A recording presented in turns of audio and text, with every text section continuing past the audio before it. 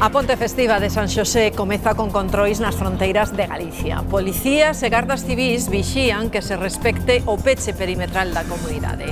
Estas imaxes son dun control en Ribadeo, na raya entre Galicia e Asturias. Que tal? Boas tardes. A esta hora xa se nota máis movimento nas estradas. Con 3 días libres por diante, moitos animáronse a facer turismo interno.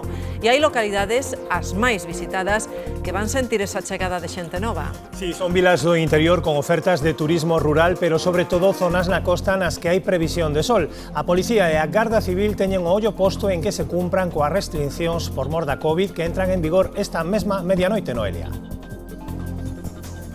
Así é, Sanxenxo, onde nos atopamos é unha das localidades costeiras que agarda máis visitantes nesta ponte festiva, sobre todo aqueles que teñen aquí as súas segundas residencias. De todos xeitos, haberá que respetar as normas, cada concello limitará os accesos areais como a este para que se respeten as distancias entre persoas. Teremos que estar en grupos de como máximo 6 persoas e sempre ao aire libre. Galicia está pechada para os de fora, pero os que sí poden volver son, por exemplo, os mozos que estudan noutras comunidades en que tamén é festivo. Xulia.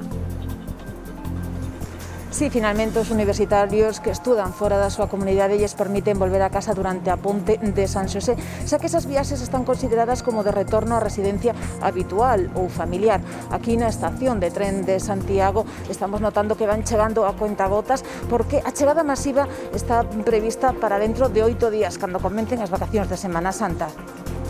E teñen en conta que se queren ver un familiar ou un amigo van a ter que facer en exteriores e fora das casas. As reunións de non conviventes están prohibidas nos domicilios dende esta medianoite. Na rúa a xente asume esta restricción nova, pero apuntan que cumprir é máis fácil nas cidades que no rural. Ali hai moitos menos bares que nas zonas urbanas, así que xa fan contas preguntándose como poderán citarse cos seus. Con todo, din que respetarán a limitación. Hai un bar a 3 kilómetros. Eu vou dicir ao meu pai para falar con el que vamos ao bar a falar un co outro.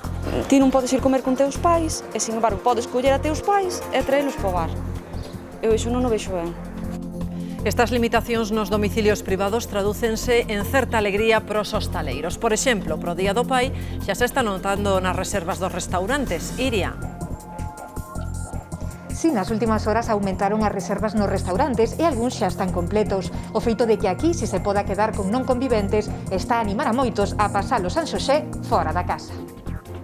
E o presidente da Xunta lanzou unha mensaxe de prudencia para esta ponte. Que somos, non sei se a comunidade máis cautelosa, pero dende logo unha das comunidades máis cautelosas de España con moita diferencia. O que intentamos é evitar unha cuarta ola, eso é o que intentamos. Vamos a ver se entre todos o conseguimos.